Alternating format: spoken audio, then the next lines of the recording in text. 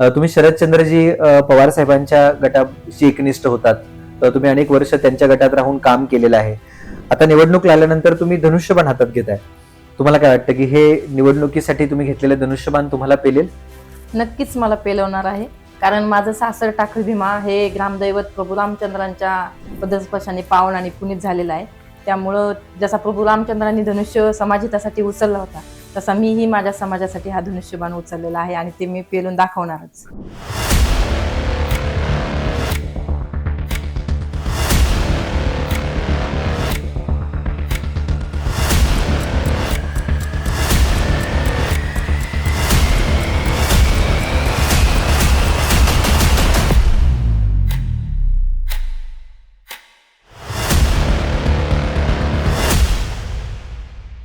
महिला जसं एक कुटुंब चालू शकतात, आपली मुलं बाळं सांभाळू शकतात, जॉब करून काही महिला आपलं कुटुंब सांभाळतात. त्यामुळं राजकारण सुद्धा महिला अगदी इझिली सांभाळू शकतात. एक सांप्रदायिक वारसा लाभलेलं माझं कुटुंब आहे आणि त्याचप्रमाणे माझं BComचं शिक्षण हे तळेगाव ढमढरीमध्ये झालेलं आहे. 5 नाही अशी अनेक कामे मी तुम्हाला सांगेन. आम्ही दोघांनी गेल्या 4-5 वर्षापासून या तळागाळातील लोकांसाठी कामं केलेली आहेत. माझा तळेगाव ढमढरे आणि रांजणगाव सांडस हा गट आहे. या गटामध्ये अनेक कष्टकरी आणि शेतकरी लोक राहतात. मूलभूत सुविधा सगळ्यांच्याच असतात, परंतु अतिवृष्टी म्हणा किंवा काही संकट आलं तर त्याच्यातून बाहेर निघण्यासाठी आम्ही दोघंही पती पत्नी या समाजासाठी नेहमीच उभं राहिलेलो आहोत.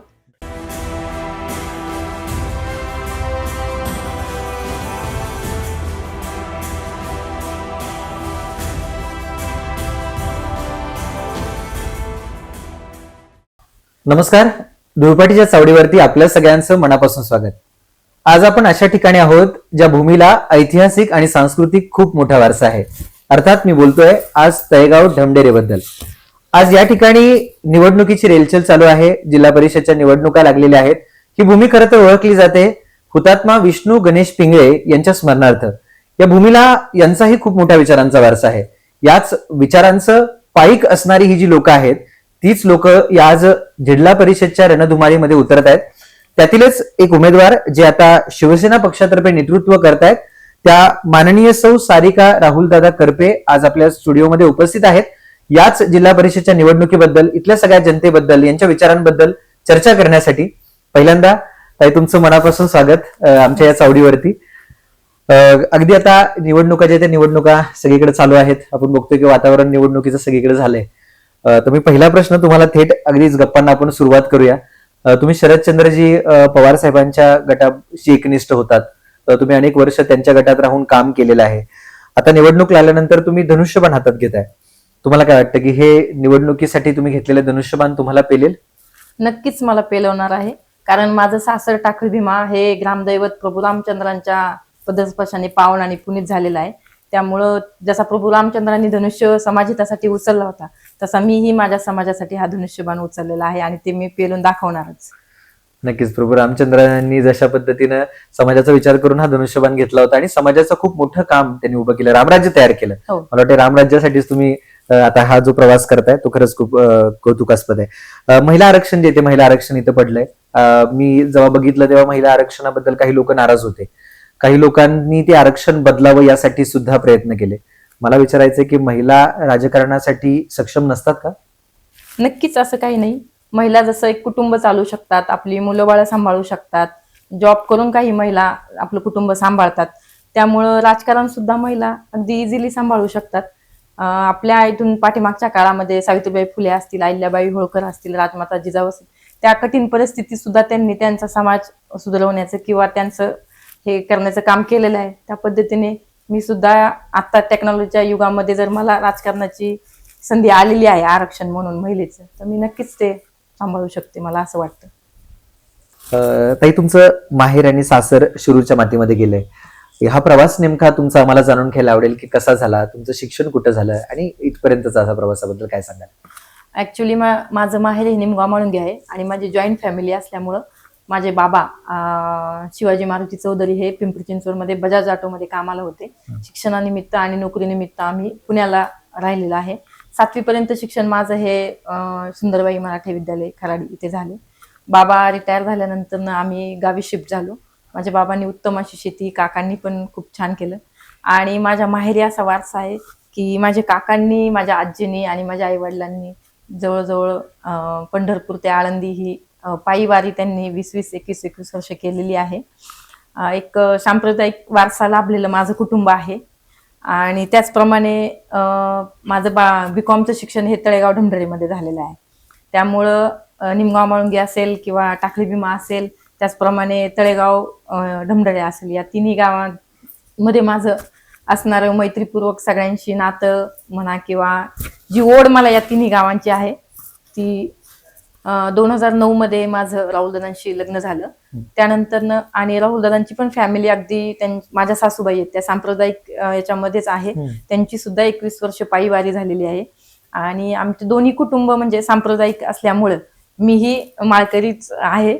आणि राहुलदादांचा सुरुवातीचा प्रवास हा माझ्या लग्नानंतरचा हा बिझनेस पासूनच सुरू झालेला आहे. मला एक मुलगा आहे प्रणव, तो आता 10th मध्ये आहे. राहुलदादांचा प्रवास हा 2009च्या नंतर म्हणजे आमचं लग्न झाल्यानंतर एका बिझनेस पासूनच स्टार्ट झालेला आहे. माझे दीर असतील, माझे सासरे असतील, हे शेती क्षेत्रामध्ये अगदी उत्तम असं काम पाहतात. त्यानंतर 2017-18 नंतर आम्ही ज्यावेळेस दादांचा बिझनेस थोडासा उत्तर वाढत गेला, त्यानंतर दादांना एक समाज हिताची खूप आवड होती. म्हणजे मी माझ्या भाषेत सांगेन, मी त्यांना नेहमी म्हणायची की तुम्ही तुकाराम आहात. कारण ते कुठलीही गोष्ट करताना एक स्त्री विचारपूर्वक करत असते की नाही इथं आपण हे नाही केलं पाहिजे, तिथं आपण तसं केलं पाहिजे. एक हिशोबात एक स्त्री कुटुंबामध्ये राहती. पण दादांनी तो विचार कधीच केला नाही. त्यांनी नेहमी दोन्ही हातांनी कुणाला समाजात द्यायचं असो, कुठल्याही क्षेत्रामध्ये त्यांना मदत करायची असेल तर ते दोन्ही हातांनी करत राहायचे. आणि मला नेहमी म्हणायचे जेवढं आपण देऊ तेवढं आपल्याकडं येणार आहे, जर आपण आपल्याकडे ठेवलं तर ते आपलं वाढणार नाही. त्यामुळे मी नेहमी त्यांच्याकडे पाहत राहायची. माझा हिशोब हा वहीत असायचा लिहिलेला, आणि त्यांचा हिशोब कधीच नसायचा कुठल्याच पानावर. त्यामुळं मी नेहमी त्यांच्याकडे पाहताना किंवा त्यांच्याशी बोलताना हे वाक्य माझं नेहमी असायचं की दादा, माझ्या मिस्टरांना मी नेहमी म्हणायचे की तुम्ही तुकाराम आहात. ते त्या गोष्टीवर नेहमी हसायचे. आणि कोरोना नंतरचा काळ असा होता, त्या कोरोनाच्या काळापासूनच त्यांची थोडक्यात समाजकारणाला सुरुवात झाली. समाजाच्या वेगवेगळ्या घटकातून त्यांना म्हणजे खूप शिकायला भेटलं की आपण एक चांगल्या कुटुंबातला आहो म्हणून आपण कोरोनाच्या काळामध्ये आपलं निभाव लागला. परंतु काही कुटुंब अशी होती की त्यांना म्हणजे कुणाच्या नोकऱ्या गेल्या, त्यांनी खूप जवळून समाजचं सगळं पाहिलं. त्यावेळेस मला ते नेहमी म्हणायचे की एक सक्षम कुटुंब असेल तर ह्या कोरोनाच्या काळामध्ये आज टिकून राहिले. परंतु ज्यांची परिस्थिती नाहीये, ज्यांचं हे नाही, ते त्या याच्यातून कोरोनाच्या काळामध्ये त्यांना खूप हालापेष्टा सहन करायला लागल्या होत्या. आणि 2022 नंतर त्यांनी ठरवलं होतं की मला समाजासाठी काम करायचे. आणि त्यांनी तो वारसा आज 5 वर्ष झाले ते राजकारण म्हणून त्यांनी समाजाकडे कधीच पाहिलं नाही. त्यांनी समाजकारणच तळागाळातल्या लोकांसाठी केलेलं आहे. बरोबर आहे. त्यांचा खूप मोठा वारसा आहे आणि खरंच खूप सुंदर ओळीत कवीच्या देणाऱ्याने देत जावे, घेणाऱ्याने घेत जावे. देणारे लोक असतील समाजामध्ये आणि त्यांची खूप गरज आहे या लोकांची. जेव्हा अशी लोक जन्माला येतील तेव्हा समाज चांगल्या दर्जाचा उभा राहू शकतो. आता निवडणुका ज्या त्या निवडणुका येऊन ठेपल्यात. तुम्हाला असं सामाजिक खूप मोठा वारसा आहे. अगदी समाजाचं जे बाळकुड आहे तुमच्या घरामध्ये खूप जास्त भिनलंय. आता हे सगळं घेऊन तुम्ही निवडणुकीच्या रिंगणात उतरताय. मला तुम्हाला प्रश्न विचारायचा की तुम्हाला वाटलं होतं कधी तुम्ही की गृहिणी म्हणून आता डायरेक्टली थेट या राजकारणाच्या रिंगणात कधी याल? नक्कीच नव्हता केला. परंतु दादा नेहमी समाजात असायचे. त्यामुळं संध्याकाळी घरी आल्यानंतर समाजात काय काय घडामोडी होतात या चर्चा नेहमी होत असायच्या. आणि त्याची सुद्धा मला हळूहळू आवड निर्माण व्हायला लागल्यामुळे दादा नेहमी मला कार्यक्रमाला वगैरे पाठवत जायचे. वेगवेगळ्या समाजाच्या घटकामध्ये ते मला सुखदुःखात जायला सांगायचे. त्यामुळं ऑटोमॅटिक त्यांच्यामध्ये जी आवड आहे समाजकारणाची ती ऑटोमॅटिक माझ्यामध्ये यायला लागली. आणि मी सुद्धा समाजात माझ्या पद्धतीने त्यांच्यासोबत फिरत होते. खरं तर राहुल दादांच्या खांद्याला खांदा लावून तुम्ही या गटामध्ये खूप मोठं काम केलंय गेल्या अनेक वर्षामध्ये. तुम्ही शरद पवारांशी एकनिष्ठ होतात आणि अचानकच आता निवडणूक लागल्यानंतर तुम्ही जे आहे ते तुम्ही शिवसेनेच्या चिन्हावरती निवडणूक लढवण्याचं ठरवलं. एका बाजूला जे उभे राहिले त्यांच्याबरोबर उभं राहून निष्ठेचा मार्ग स्वीकारण्यापेक्षा तुम्ही निवडणूक लढवण्याचा विचार केला. नेमका हा निर्णय कसा झाला आणि का झाला हे आम्हाला जाणून घ्यायला आवडेल. हा निर्णय जनतेने घेतला होता आम्हाला निवडणुकीत उभं करण्याचा. कारण गेल्या 5 वर्षापासून मी असेल, माझे पती असेल, आम्ही समाजाच्या वेगवेगळ्या घटकामध्ये काम करत आहोत. आरोग्य शिबिर असेल, महिलांसाठी असेल, बालसंगोपन योजना असेल, अशा वेगवेगळ्या माध्यमातून लोकांचे प्रश्न आज गेले 5-6 वर्ष झाले आम्ही सोडवतोय. आणि कुठेतरी समाजकारण करताना त्याला राजकारणाची जोड लागते. त्यामुळे तिकिटाचा प्रश्न मला नाही वाटत आमच्या दोघांसाठी इतका गंभीर आहे. समाजाच्याच लोकांनी आम्हाला इथं ह्या निवडणुकीसाठी उभं केलेलं आहे. कारण ज्या दिवशी आम्ही फॉर्म भरायला जात होतो त्या दिवशी माझ्या सासरी म्हणजे टाकळी भीमामध्ये अतिशय मोठ्या प्रमाणात गावची सभा झाली. तिथे कोणीही विचारलं नाही की तुम्ही कुठल्या पक्षाकडून निवडणूक लढवणार आहात. त्यांनी फक्त राहुलदादांच्या पाठीशी उभं राहा, सारिकाताईंच्या पाठीशी उभं राहा असं प्रत्येक घटकातल्या प्रत्येक माझ्या जनतेला, माझ्या सासरी असणाऱ्या सर्व माणसांना सांगण्यात आलं. आणि मी पण वेगवेगळ्या समाजामध्ये फिरत असताना मलाही कोणी विचारत नाही की ताई तुम्ही कोणत्या, तुमच्या पक्षाचं चिन्ह काय आहे म्हणून. गेल्या 5 वर्षापासून आमचं गोलोपाडी येथे जनसंपर्क कार्यालय आहे, राहुलदादा जनसंपर्क कार्यालय. त्या कार्यालयामध्ये अगदी तळागाळातली लोक येतात, दादांना काम सांगतात, माझ्या सहकाऱ्यांना सांगतात. तिथे येणारा प्रत्येक माणूस हा कधीच खाली हाताने जात नाही. कारण दादांनी वेगवेगळ्या प्रकारची आरोग्य शिबिरं, बालसंगोपन योजना असतील, जसं मुलांना, कुणाला आई नसेल, कुणाला वडील नसेल, अशा मुलांना त्यांनी दर मंथली 2200 रुपये चालू करून दिलेले आहेत. परत आरोग्य शिबिर तर ही दरवर्षी प्रत्येक वाढदिवसाला म्हणा, रक्तदान शिबिर असेल,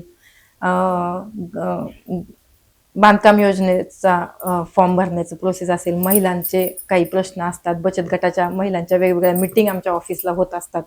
कुणालाही कुठलीही मदत लागत, पण आर्थिक मदत लागली तरी दादा त्यांच्या पद्धतीने जेवढं देता येईल तेवढं नक्कीच देण्याचं काम करत होते आणि मी त्यांच्या माध्यमातून तेच काम करत आहे. त्यामुळेच धनुष्यबाण हे चिन्ह घेऊन मी समाजाच्या हितासाठी नक्कीच ही निवडणूक लढणार पण आणि जिंकणार पण.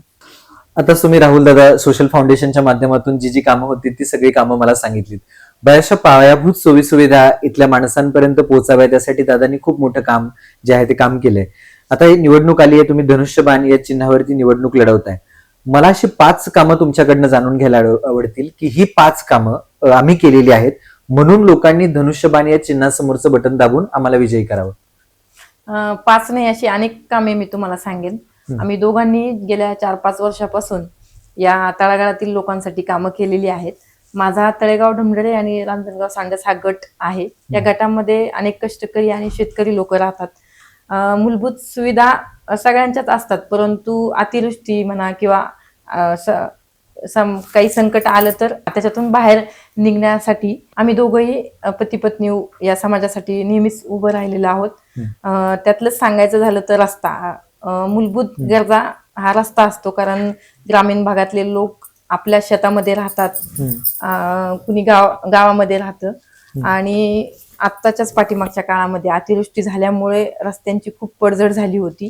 अनेक दळणवळणाच्या सोयी बंद झाल्यामुळे लोकांचे खूप हाल होत होते. त्यातच मला आणि दादांना खूप कॉल यायचे की बाबा दादा आमचा रस्ता वाहून गेलेला आहे, तो व्यवस्थित करून द्या. मुलं शाळेत जायची थांबतात, ते आमच्या मूलभूत सुविधा याच्यातून थांबल्या जात आहे.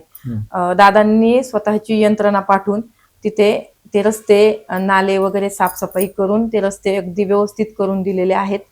आरोग्याच्या बाबतीत झालं तर अनेक गाव पातळीवर महिलांचं कसं असतं की त्या स्वतःला आजारी असेल तरी त्या लवकर सांगत नाही. त्यामुळं महिलांचं आजारी पडण्याचं प्रमाण आपल्या समाजामध्ये जास्त असतं. त्यामुळे दादांनी अनेक आरोग्य शिबिरही प्रत्येक गावामध्ये महिलांसाठी ठेवली होती. त्याचप्रमाणे आमचं घोलोपाडीला जनसंपर्क कार्यालय आहे, तिथे तर दरवर्षी ते आरोग्य शिबिर नेहमीच आम्ही राबवत असतो. रक्तदान शिबिर असेल, वयोद्ध लोकांच्या नेत्राचं ऑपरेशन वगैरे आम्ही करून घेतलेलं आहे. आणि मोफत म्हणजे ज्येष्ठच नाही, सर्वच नागरिकांसाठी ते ऑपरेशनची सुविधा होती.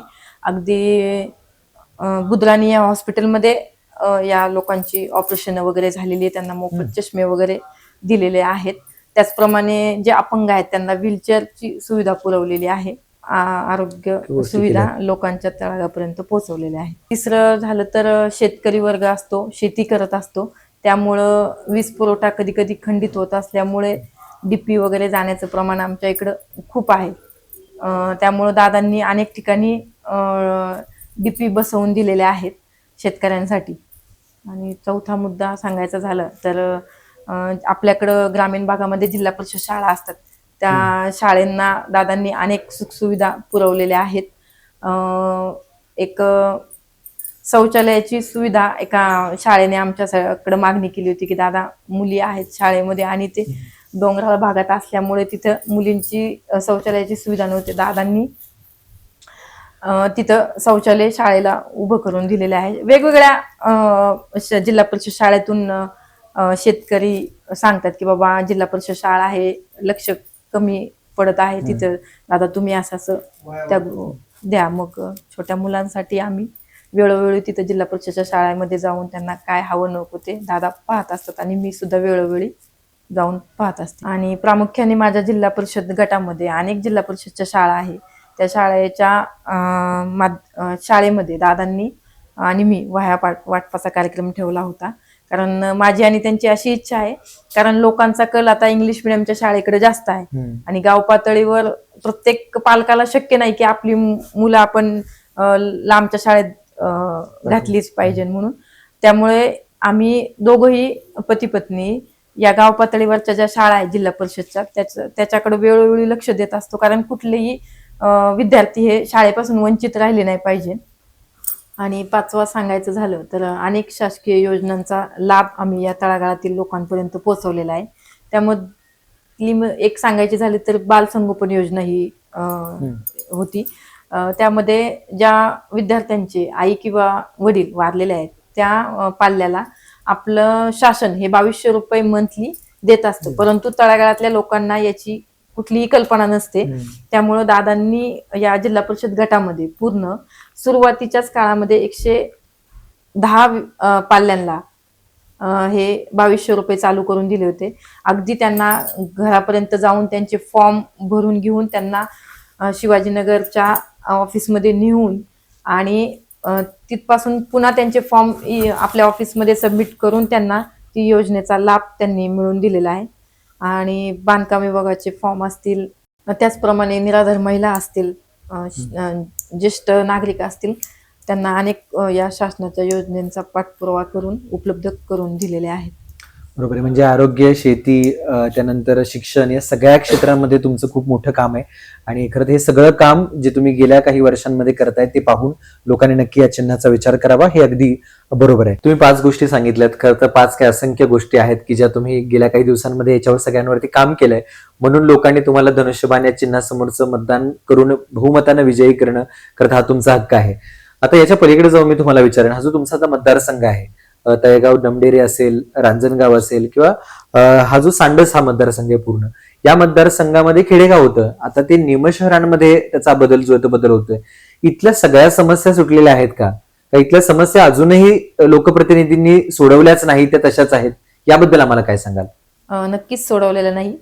रस्त्याची समस्या सांगते आणि आरोग्याची आणि मुळात म्हणजे शेतकरी वर्ग असल्यामुळे विजेची समस्या आहे. आणि या सगळ्या समस्यांवरती आम्ही दोघंही इथून पुढे काम करणार आहोत. शाळांचं मुलांचं स्थलांतरित होत आहे, त्यामुळे मला असं वाटतं की ज्या जिल्हा परिषदच्या शाळा आहेत त्यामुळे शिक्षक तर सगळे चांगलेच असतात, परंतु प्रत्येक पालकांनी आपली मुलं ही जिल्हा परिषदच्या शाळेमध्ये घातली पाहिजे. आणि आम्ही लोकप्रतिनिधी म्हणून येणार तेव्हा आम्ही या शाळेंचा नक्कीच विकास करणार, जेणेकरून आपले सर्व पालक आहेत ते आपल्या पाल्यांना नक्कीच जिल्हा परिषदच्या शाळेमध्ये घालणार. ते स्थलांतरित होऊन इंग्लिश मिडियमच्या स्कूलमध्ये जाणार नाही. शाळेची गुणवत्ता वाढवण्याचं काम नक्कीच आम्ही लोकप्रतिनिधी म्हणून करणार. आता तुम्ही महिला गटाचं जे ते काही महिला गटाचं प्रतिनिधित्व करणार आहात, या भागातल्या महिलांच्या समस्यांबद्दल आम्हाला काय सांगाल की कोणकोणत्या महिलांच्या समस्या या भागामध्ये आहेत? सगळ्यात मोठी समस्या म्हणजे आरोग्य आहे, त्यानंतर रोजगार आहे. कितीतरी सुशिक्षित महिला आहे, परंतु ग्रामीण भागात राहत असल्यामुळं त्यांना वेगवेगळ्या प्रकारचे क्लासेस करायचे आहेत, परंतु दळणवळणाचं साधन इतकं लांब पडत आहे की त्या त्यांच्या गावापासून तर शहराच्या ठिकाणी क्लासेस करण्यासाठी जाऊ शकत नाही किंवा जॉबसाठी जाऊ शकत नाही, कारण कुटुंब सगळ्यात आधी महत्वाचं असतं. त्यामुळे मी नक्कीच महिलांसाठी रोजगाराची संधी आणि वेगवेगळ्या प्रकारचे क्लासेस असतात आपल्या सरकारी योजनेतून ते त्यांच्यापर्यंत पोहोचवण्याचं काम करेन. आणि आरोग्याच्या सगळ्यात पहिली गोष्ट म्हणजे त्यांना सगळ्यांना आरोग्याच्या सोयी देण्याचं काम मी प्रतिनिधित्व म्हणून नक्कीच करणार. नक्कीच या सगळ्या छोट्या गोष्टी आहेत पण खूप महत्वाच्या आहेत की ज्या तुम्ही सोडवण्यासाठी काम कराल. एक छोटासा हलका फुलक्या काही गोष्टी माझ्याकडे आहेत, रॅपिड फायर. सहज एक प्रश्न विचारेन, तुम्हाला जे पाहिजे ते एक उत्तर तुम्ही चूज करू शकता. पहिला माझा प्रश्न असेल, चहा की कॉफी? चहा. राजकारण की समाजकारण? राजकारणातून समाजकारण करण. गृहिणी की दादांची वहिनी? दादांची बहीण. पक्षनिष्ठा की लोकसेवा? लोकसेवा. आणि अगदीच आता खटक्यावर बोट ठेवतो, माहेर का सासर? ऍक्च्युली माझं माहेर निमगाव म्हणून आहे, सासर माझं टाकळी भीमा आहे आणि माझं कॉलेजचं शिक्षण ते तळेगाव ढमढरे झालेलं आहे. त्यामुळे पूर्ण जिल्हा परिषद गट तळेगाव ढमढरे तू रांजणगाव सांडस. जिल्हा परिषदच्या निवडणुका अगदी तोंडावरती आहेत आणि खूप सारी लोक जे आहेत ते आपल्याला पाहत आहेत आपल्या प्रभागामधली. त्यांना आवाहन करायचं म्हटलं तर या निवडणुकीनिमित्त काय आवाहन कराल? नक्कीच मी माझ्या गटातल्या मतदाराला आव्हान करेल, कारण प्रत्येक मतदार हा सुज्ञत आहे माझ्या मतदारसंघातला. मी मतदार राजाला नक्कीच कळकळून विनंती करेन की मला या शिवसेना गटाने जे अधिकृत उमेदवार म्हणून तिकीट जाहीर केलेलं आहे किंवा अधिकृत उमेदवार म्हणून मी आता शिवसेना या गटातून जिल्हा परिषदची निवडणूक लढवणार आहे. येत्या 5 तारखेला मतदान आहे. या 5 तारखेच्या दिवशी लोकांनी नक्कीच मला मतदान करून त्यांचा शुभ आशीर्वाद द्यावा आणि बहुसंख्येने मला मतदान करून या गटाचं प्रतिनिधित्व करण्याची एक संधी द्यावी, अशी मी माझ्या मायबाप जनतेला कळकळून विनंती करते. थँक्यू. खूप खूप धन्यवाद ताई. तुम्ही आलात, खूप चांगल्या पद्धतीने गप्पा झाल्या. नक्की येत्या काळामधली तुमची जी आतापर्यंत केलेली कामं आहेत ती पाहून हा मतदार राजा तुम्हाला विजयाच्या कौलाने जे आहे ते कौलाने आम्हाला तुम्हाला जे काही जिंकून दिलेलं आहे ते येत्या 5-6 तारखेला पाहायला मिळेल. पुन्हा एकदा आपण आलात, मी मनापासून आपले आभार व्यक्त करतो. धन्यवाद.